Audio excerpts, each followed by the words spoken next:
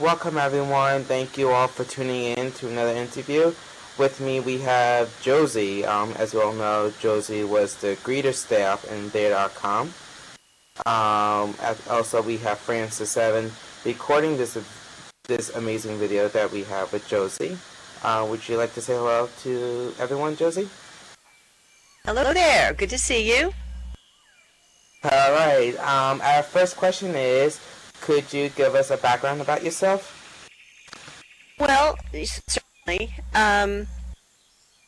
My professional background deals with problem solving and program analysis, but I've had a good time working online in various capacities for about the past 10 or 15 years. So I've worked with, this is my fourth virtual world, and the fourth one where I've started a questing program. My most extensive experience before Blue Mars, of course, was there. I was with them for 5 years as an employee and longer than that as a member. And I'm enjoying Blue Mars at this time. Awesome. Awesome. That's great to hear. My next question is, how did you hear about There.com? Oh, well, actually that came about from a member that I knew in the world previous to There.com. He actually left to work with There. I'm not quite sure what his title was, but he was one of their employees, and he was telling some of us about it, and so I got involved in it at the alpha level due to that contact. His name was Vaz. Awesome. Awesome. That's great to hear about that. How did you become part of the community staff? Oh, well, as I said, I was with them from the day they were practically stick figures. And in the early days, they used those of us who were alpha testers as event hosts and to welcome people. And when they decided to hire some people on as staff, I was one of them hired. Could you repeat that? You broke up a bit. Well, what I said was they used the alpha testers in a variety of ways, and some of us were selected to host events or to welcome new members. And so after I had done that for them for a while, when they went to public beta, they decided to hire some employees, and I was one of the ones that was hired. That's great. That's great to hear. Another question was, before their close, Black Friday, how did it affect you with Black Friday? Well, oh, you mean on Black Friday back in 2003? Yeah. Not the last. Yeah, the first Black Friday that we had. Well, of course, it was a shock to all of us. There was a massive layoff. In fact, I think it was in a couple of waves, but I can't even guess what percentage of the employees from there. Well, it wasn't. Well, it was there at that time. Were laid off. So, we were all upset about that. And of course, at that point in time, they were saying that they would do no further development, that the platform would continue to exist for a while, but they wouldn't continue to develop it, and so we were all sad about that. But as it turned out, there were other buyers who took it over, and so we were able to continue. Yes, that was one great thing, is that There was still running, even though Black Friday was hit, and that Mike Wilson was able to buy There and keep it running for a couple more years, which I thought that was great.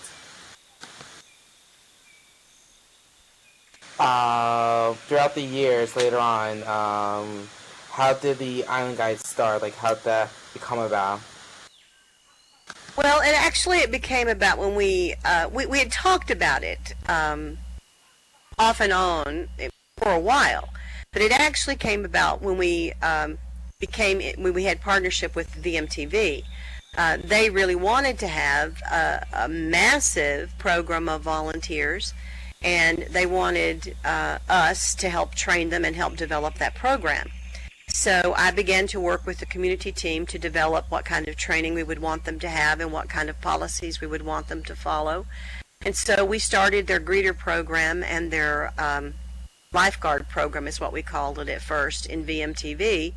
And then, of course, once that got underway, we decided it was time to adapt that and to do something similar in there.com. So they became our island guides.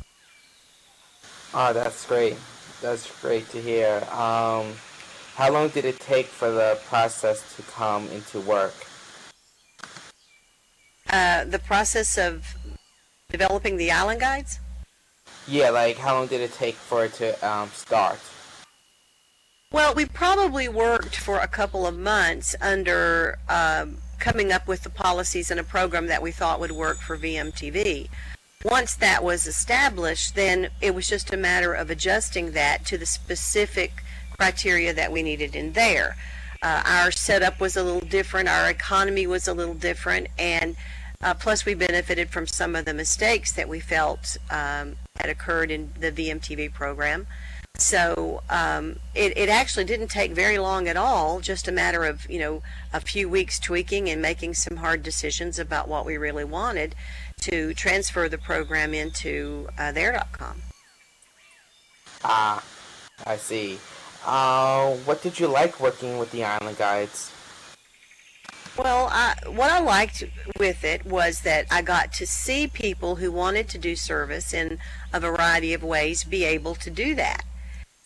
We felt like we could always continue tweaking the program to make it better, to welcome the new members, and to have a better experience for everybody involved. One thing I liked about the Island Guides was not just that they didn't just work with new members, but they also made things more fun for everybody else too, because they were able to establish a program of events and clubs that everybody could benefit from. One of the things that we wanted to do was to make sure that people not only had a good welcoming experience, but they had a good integrating experience. That we also helped them find channels to meet other people and to find fun things that they would want to continue to do once they weren't just new members. Ah, that's great to hear. I thought that the Island Guide was a successful volunteer group, and it did help out a lot because, as you know, I was also part of the Island Guide group, and I loved helping out with the new members, making sure that they were able to understand there how to use the client, what they were able to do, what some fun things that they were able to do in there, and it was a blast working in the Island Guide group. Yeah, it was a good experience for me too. Yeah. My next question is, what was it like working with the greeters and the community staff? Well, community is difficult because it's not the staff is difficult. They were great to work with, but the community has a lot of different personalities in it and a lot of different ideas about the way things should go and a lot of different attitudes about what behavior is appropriate and not. So it's always a challenge to try to bring together people to live in the same community who have different ideas about decisions that should be made.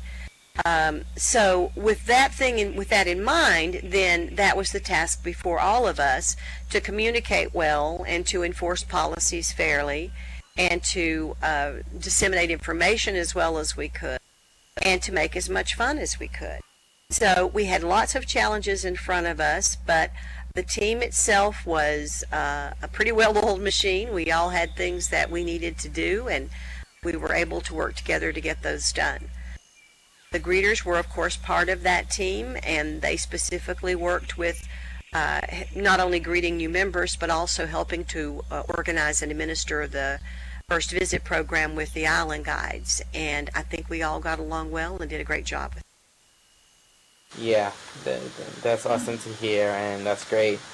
What were some challenges that you faced working as a part of the community staff? Well, as I said before, people have different opinions, and this isn't the staff necessarily. I think we were usually in agreement on things. But the members of the community have different ideas about how people should behave and how people should treat each other and how they should interact with the economy. And, naturally, you can't put 30 family members together in a group and have them all agree with each other, so you certainly can't put hundreds and thousands of members together in a community and have them always agree with each other as well. Yeah. to make things operate as smoothly as possible and to give everybody involved as good an experience as they could have, with the consideration that, of course, they're going to have some people that they're not going to agree with. Yeah. Were there some things that you wanted to be in place that was never been approved?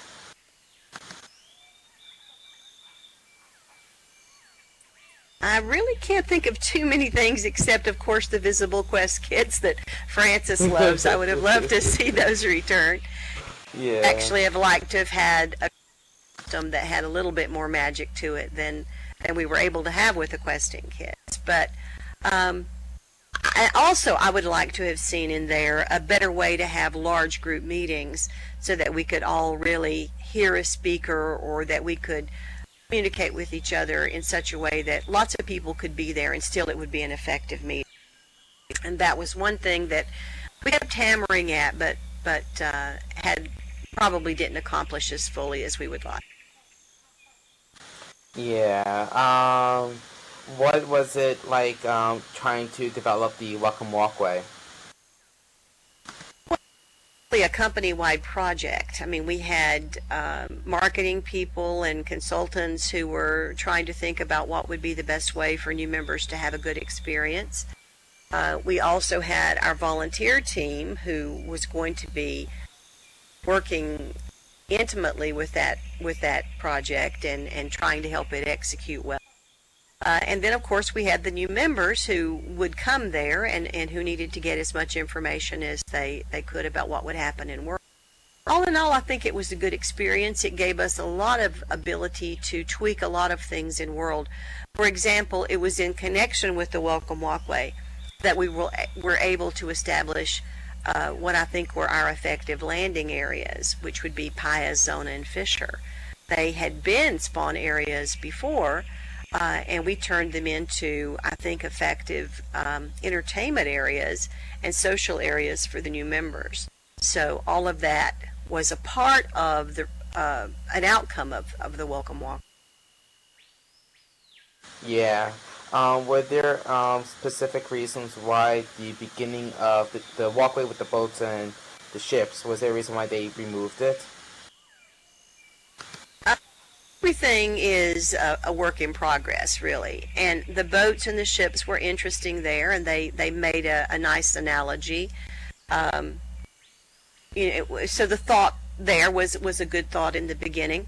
But what we discovered was that things didn't work quite as well as we had hoped. For example, it was just a little bit too long, the dock was, to get to the place where you actually could leave and enter into their world.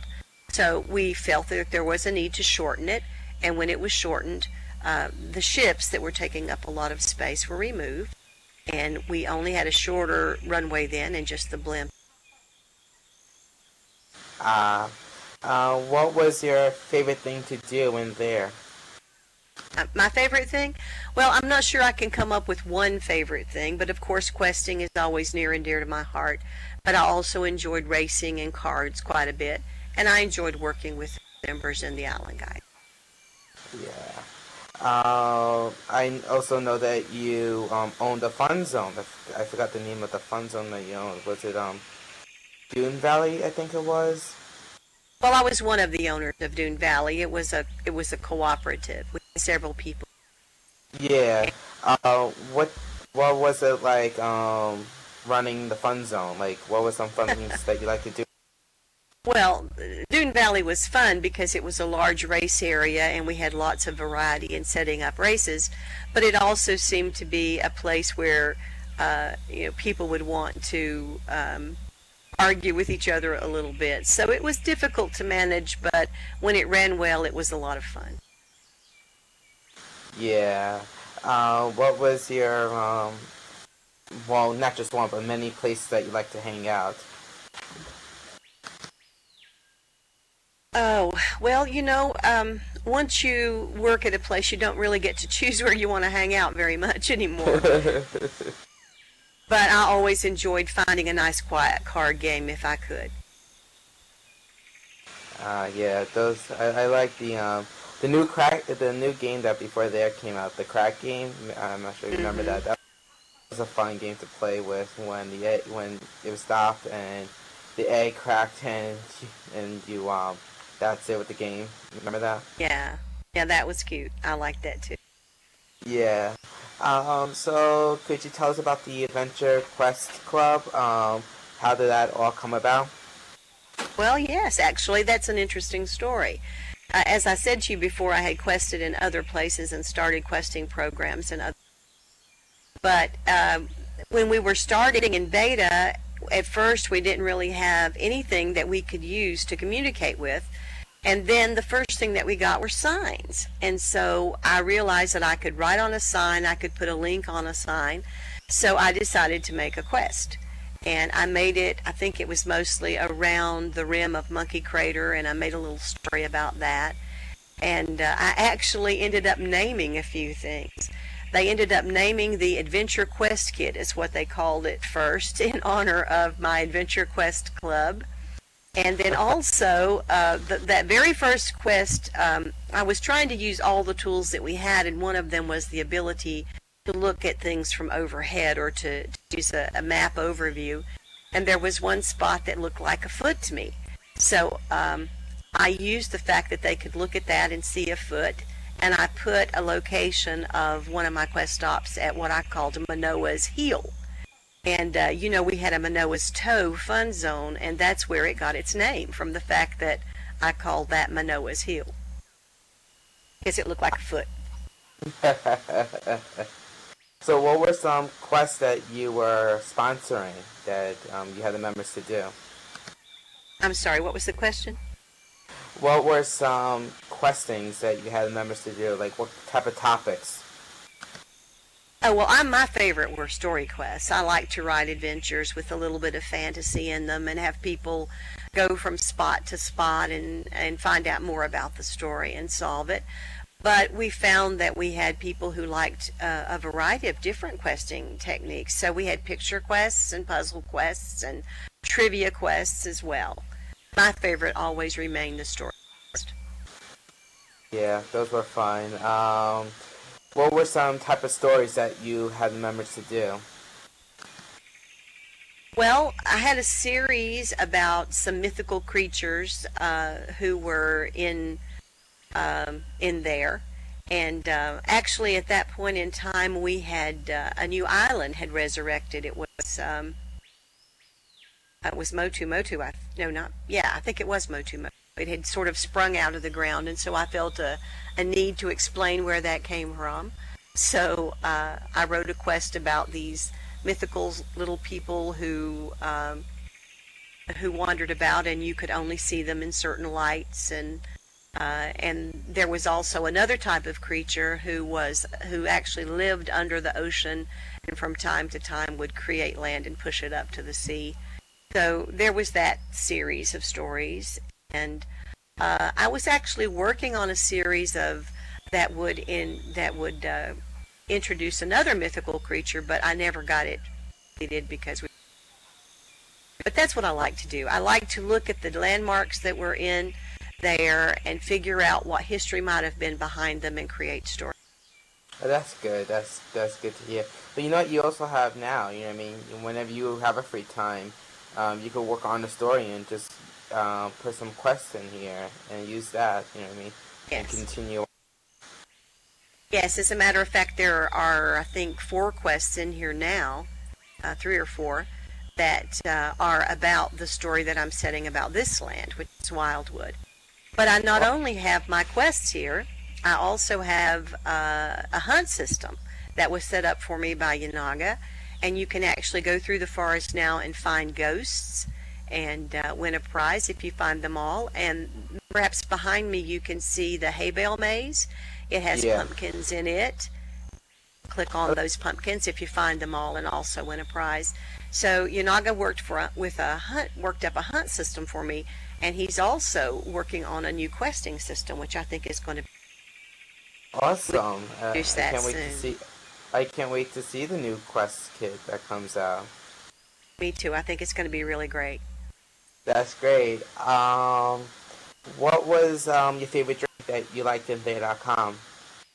A drink. Um, oh, I guess I liked the one that had the monkeys that came out of it. What was that? Oh, that was the flaming banana. Yeah, I liked that one. I liked it when the monkeys would fly out. Yeah, that was funny. Um, what was it? Oh yeah. Um, what? How did the club of the week come about? Like, I know you were in charge of the club of the week.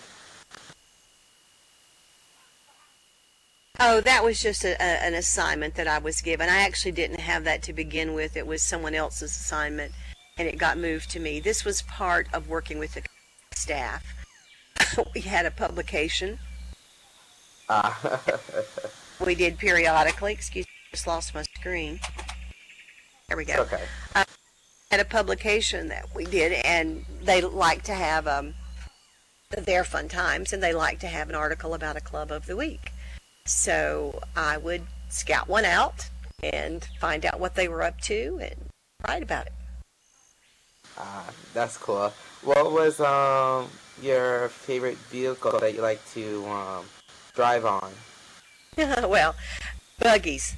I actually had a collection of about 40 pink buggies, and that was one of the saddest things that I had to leave behind in there was I couldn't take my pink buggies with. Don't worry, they'll still be there if there does return. um, what else? Oh yeah. About the island guides. How did the senior island guides come about? Oh, well, we had felt that we wanted to honor the island guides who stuck with the program. So that's why we established the senior island guides. We gave them some extra duties, but the main thing was that they had stuck with us long enough to illustrate that they were truly interested in the program. That's how that program. Uh, was there a specific reason why the island guide of the month was ended? Yes, we had too many to pick one to be the island guide of the month. That was fine when we had 15 island guides or 20 or 30, but when we got 300, it was just ridiculous to pick an island guide of the month. So that's why it stopped. Uh, I see now. Uh, what was some fun events that you like to go to? My fun events, is that what you said? Yes. Yeah. Well, besides the ones that I mentioned, questing and playing cards and racing, I liked the cross country race that Emma had, and also Bear Claw used to have really imaginative, fun things. What One of was them, the cross country for people who don't know and the bear claw? okay, well, the cross country race was sort of like a quest, but it was a picture quest, and you started in a certain location, and then you had to drive in a buggy to the next stop. There you got another picture, and you would drive to the next stop, and so on until you completed it. That was fun to do with friends. And then the bear claw event, they would be random and in different places and just whatever he thought of to do, but they were usually really imaginative and a lot of fun. One of the ones that I remembered was he had you start with your buggy out in the ocean and drive as fast as you could toward the shore. And when you hit the shore, the buggy flying up into the air and on a platform. So that was a lot of fun. That's good. Did you go with anybody when you did the cross country with a group of people like that you have fun with? Yeah, various people. Sometimes I went with Emma, although usually she was too busy for that, and so I used to go with the name's escaping me. I'm sorry. Um, It's okay. yeah. Anyway, several people. Whoever wanted to go, I would go. It was fun. That's good.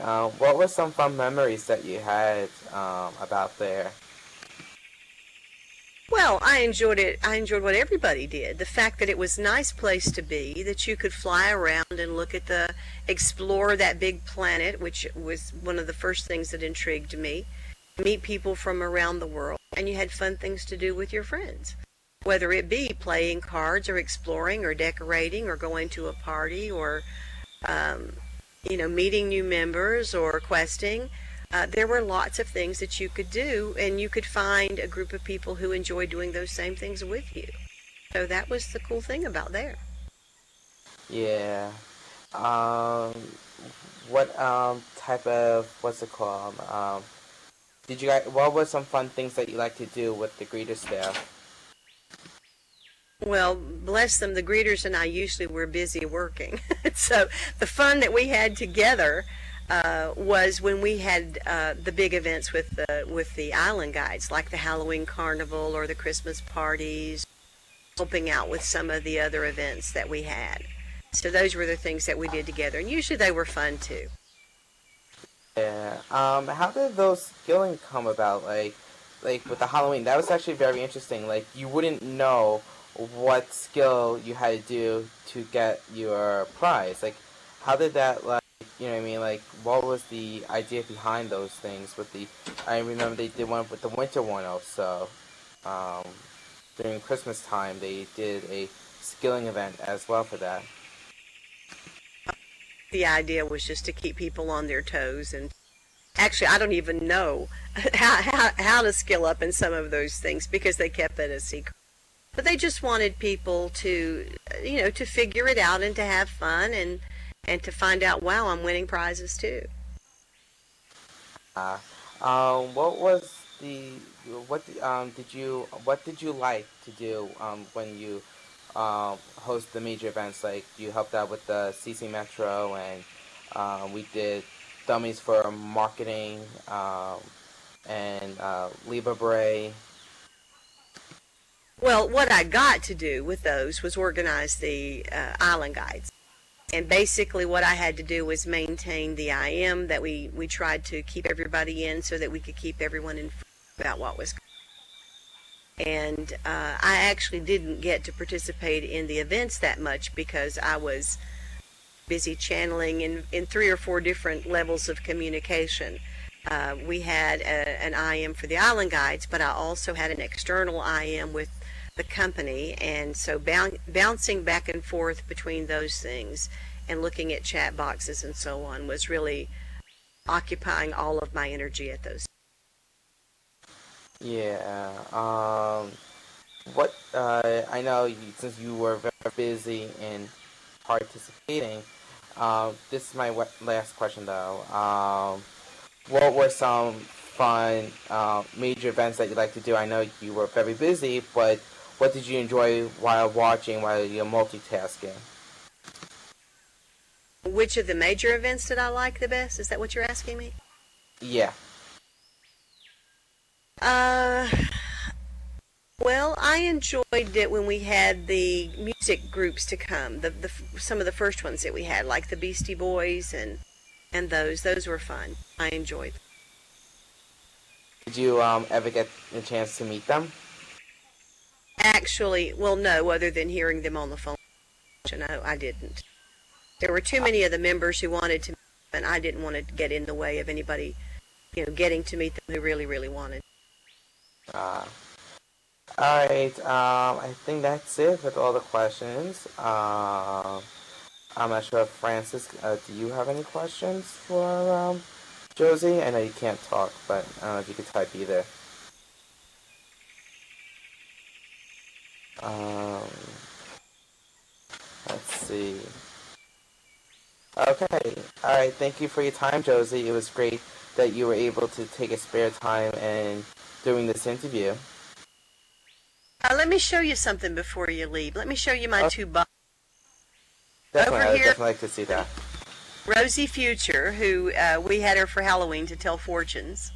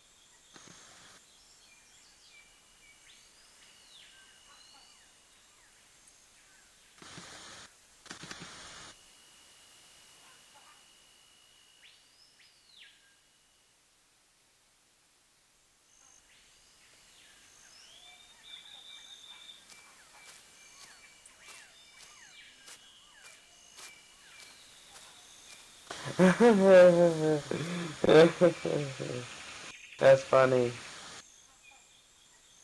And the other bot is also special. He's a random number generator. I call him Even Evan.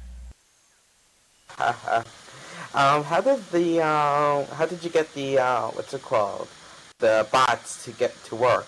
Because that reminds me of Second Life. Because I know in Second Life they have these bots also that you could do, and that's actually pretty interesting that you guys were able to take the similarity from Second Life and put it in here. Well, it's not from Second Life. We have an AI person who helps us with these bots. But Yeah, I know.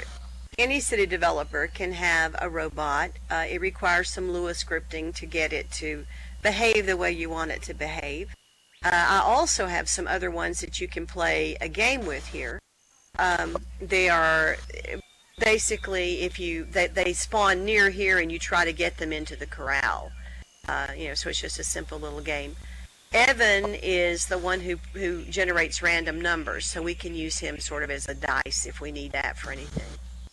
Awesome. And did you have to make it an account to do this? Actually, yes, they have to have accounts of their own. And also, while we're talking about some Blue Mars, I was wondering, could you talk about the new thing that they're working on, the cloud servers? I don't know anything about that except that we know that it's going to be coming and that there is work being done on it even now, and we're expecting some kind of progress soon. I can't really tell you much more than that, but Yeah. it is in progress and we expect it to be fairly soon.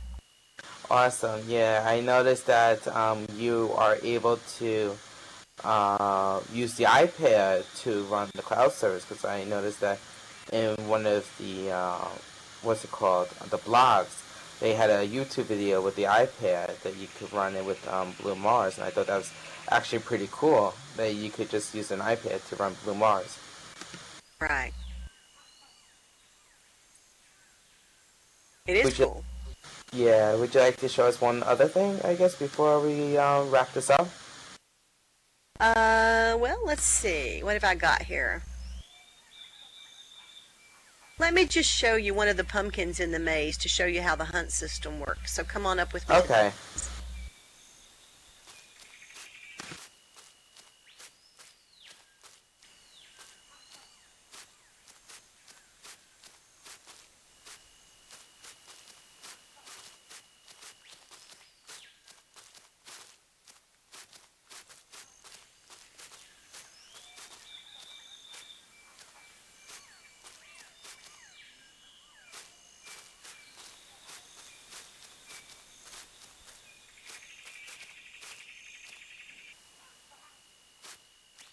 Okay, here's one. Just click it and see what happens.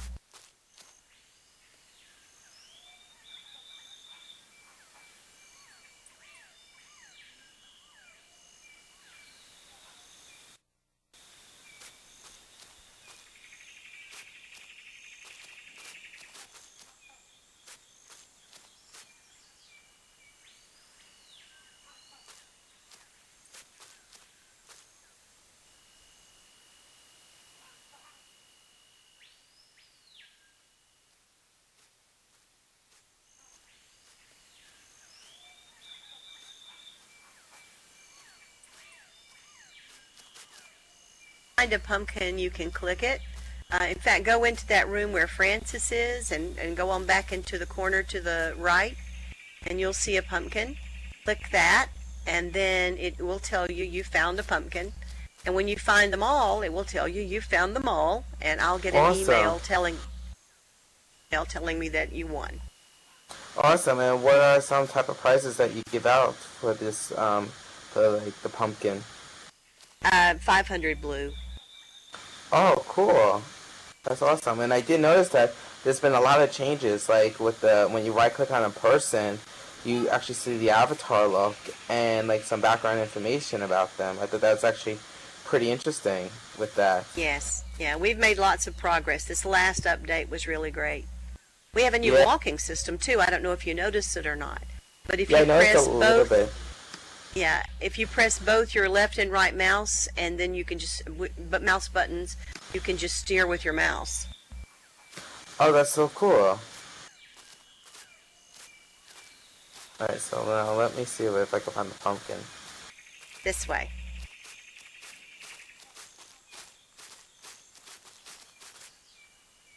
Standing. Yeah, look at the shadows. It's really nice. It is so cool. Oh, there we go. Yay, it says I found one pumpkin. How many pumpkins are there in here? There are 12. Ah. Oh, of course, now my clicker starts to work now. And if you want to hunt through the forest, there are 20 ghosts out in the forest that you can. Oh, wow. Now, is there a way to, like, I don't know, like, I noticed that, like, in there, they had some clues, that there was a way to help you find it. Are there, like, some clues, like, with the pumpkins that could help you, like, to find it, or you have to do it all on your own? Well, pretty much there's not a shortcut. The information outside tells you that there are 12, so that you know that.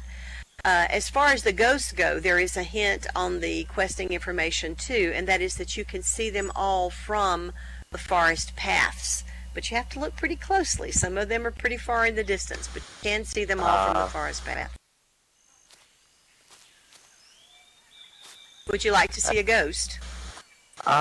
Sure. Francis, do you have time to, see a ghost?